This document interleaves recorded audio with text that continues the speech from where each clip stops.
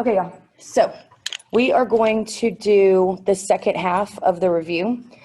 We got through problem 8 last time. We're going to start at problem 9 this time. I think there's like a question that I don't particularly solve. And the main reason is because this is to review for exam 1, and I know it's not on there.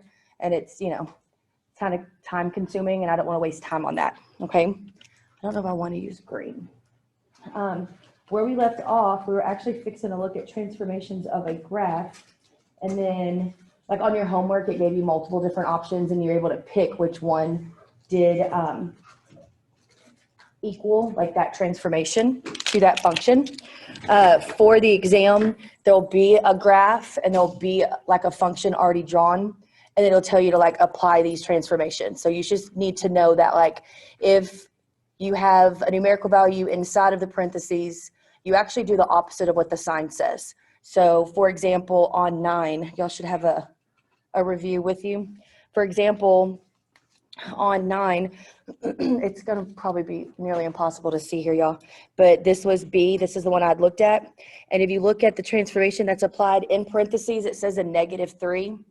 In parentheses means left to right. And you do the opposite of the sign from what you might think. That negative, I think left, but it actually means right.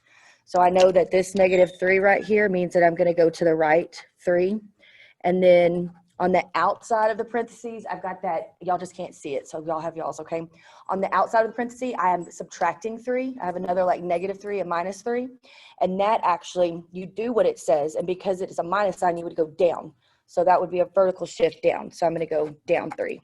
So I just found right there at the origin, this point, I scooted over 1, 2, 3.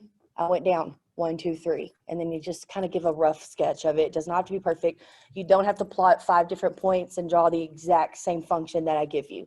Okay, you can just plot where, the origin was here, it went to here, have your dot right here, and then just kind of freehand whatever the function looks like. Okay, so that's how you do the transformation of graphs. You'll be given a graph and then just literally transform it based on what it tells you to do. Okay, so let's do problem 10. Okay. And honestly, I pretty much just do all the B's still.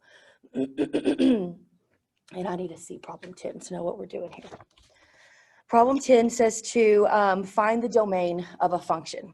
So for my B, what I have is f of x equals x squared negative 6x plus 11. Does anybody remember what I kept saying over and over and over again about polynomials and their domain? What is it?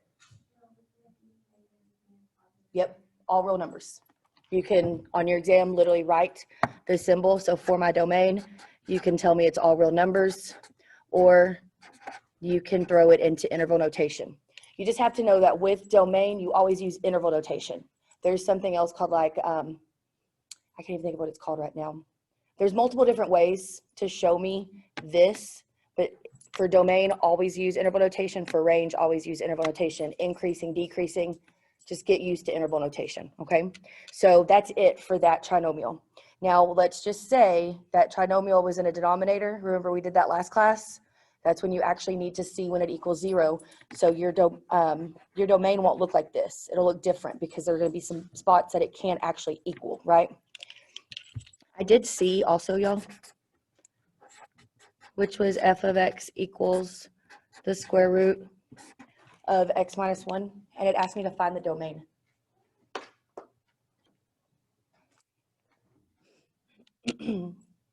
So what I know about square root functions is that I can't take the square root of a negative number. So I know I can go as small as 0. I just can't go less than 0. So I wonder what makes this 0.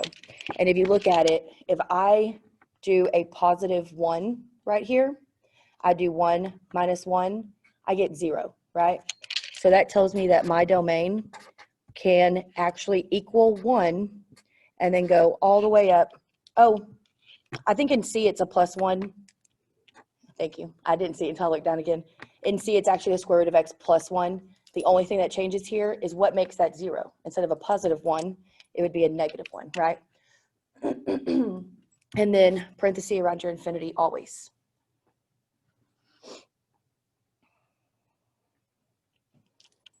Okay, so let's do problem 11. And of course,